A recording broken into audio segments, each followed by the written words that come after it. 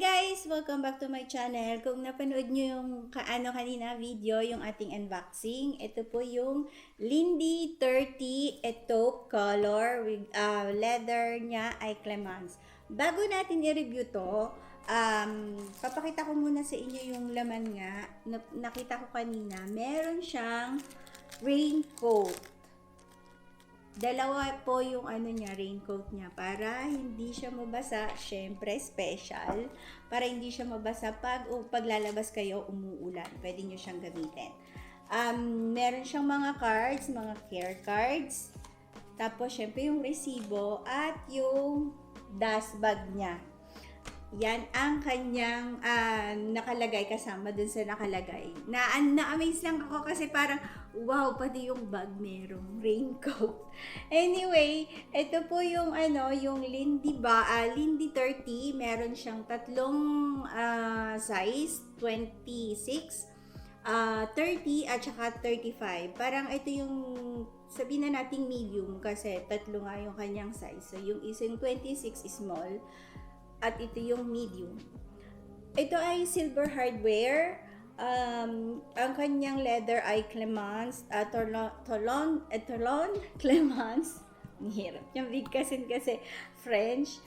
Parang yung niya, yung niya, yung texture ng leather niya, yung parang magaspang, yung parang grain. Yan. Tapos, ito po yung dalawa lang po siya pwedeng i-worn. Mamaya makikita nyo dyan, ipapakita natin yung kanyang picture, yung kung paano i-worn. Yung pwede siyang i-handbag, pwede lang po siyang i-shoulder bag. Hindi po natatanggal tong tong handle na to, so pwede nyo lang siyang ilagay sa likod o sa harap. Hindi siya pwedeng i-sling bag kasi maiksi na yung niya. Kaya shoulder bag lang po siya. Meron siyang dalawang packet dito. Tapos po sa loob, buksan naman natin. Dito lang po siya, ay niikot lang siya. Yan, pakita natin muna. Mahirap siyang buksan. Okay? Meron po siya, kung makikita nyo dito. Ayan. Meron nandito yung kanyang code.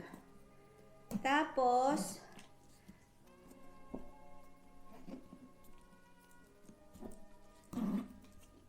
kita nyo naman po yung dito yung Hermes. Made in France. Malambot yung leather niya. Yan. Dito po naman sa loob, merong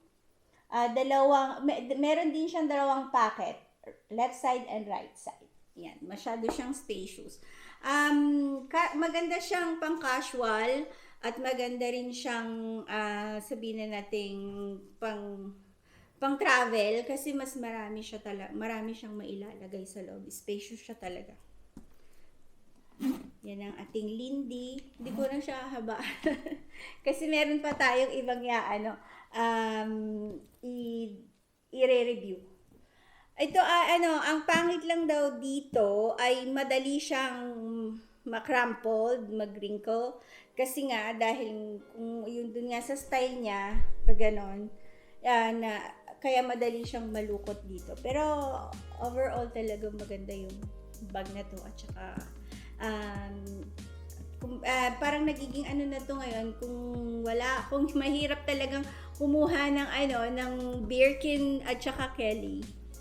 Ito na lang kunin nyo. Yan lang. Ating Lindy30 taupe. Ngayon naman mag-unboxing tayo ng dalawang wallet. Yung isa, ito ay yung kasama siya sa edition ng Giant. Unahin muna natin to kasi personalized siya. Kung makikita nyo, iba yung kanyang box. May ABC doon kasi personalized siya. DIY kung tawagin, do it yourself. Itong itong wallet na to sa Gucci. Yung kanyang cards. Yan. Ito yung wallet na to yung yung model ng Ophelia. Kaya siya yung sinasabi ko sa inyo na siya, personalized kasi pwede mong ilagay yung yung initial mo, lahat doon, lahat ng alphabet pwede mong piliin. May iba rin siyang mga kulay, makikita niyo sa sa site yung kulay niya na pwede niyo pagpilian at yung leather. Yan. Ito yung Ophelia. Marami siyang yung long wallet, flap at saka yung zip. Ito yung buksan natin.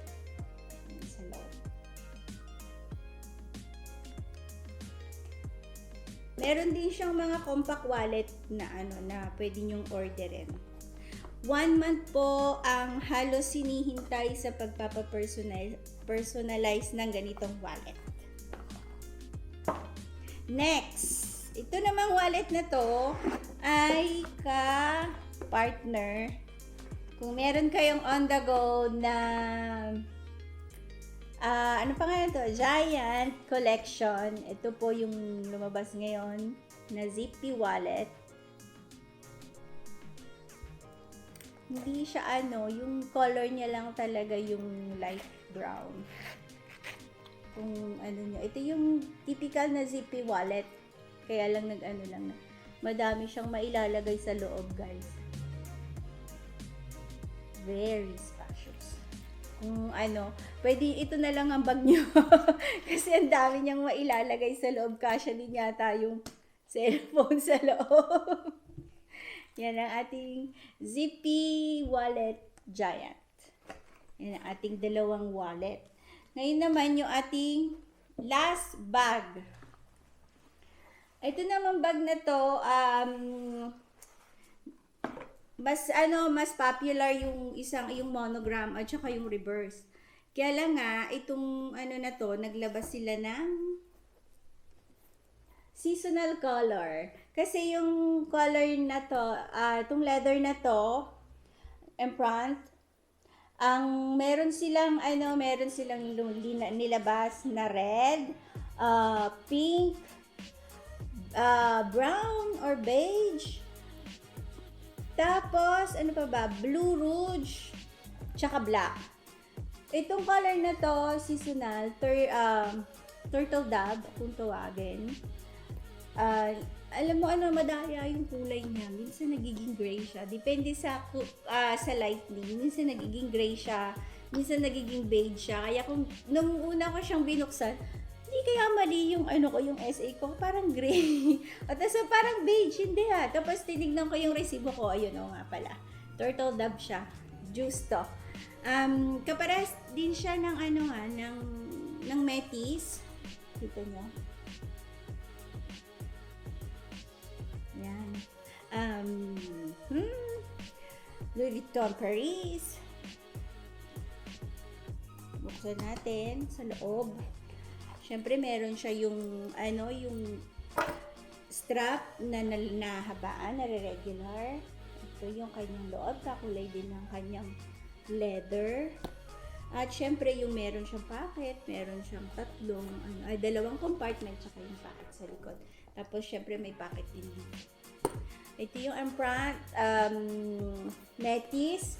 Sabi nila, ito daw, marami nung umaangal na parang natatakot bumili ng ganitong leather. Kasi parang madali daw makonsume, mapudpod. Baka raw pagka yung matagal nang ginagamit, napupudpod. Hindi naman po siya napupudpod. Yung sa nakita kong mga review, hindi po siya madaling mapudpod. Hindi siya masyadong nakukonsume maigi. Yung matagalan din siya talagang leather.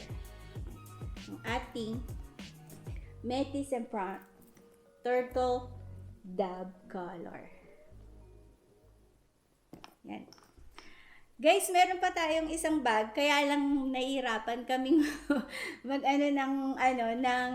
ng lightning. Hindi kasi siya talaga nakikita kahit na anong gawin namin. So ipapakita na lang namin mamaya sa picture at i-review na lang namin kung anong pangalan niya. Yan guys, don't forget to subscribe, Bag Addict Shopper at sa aking Instagram account. Bye-bye!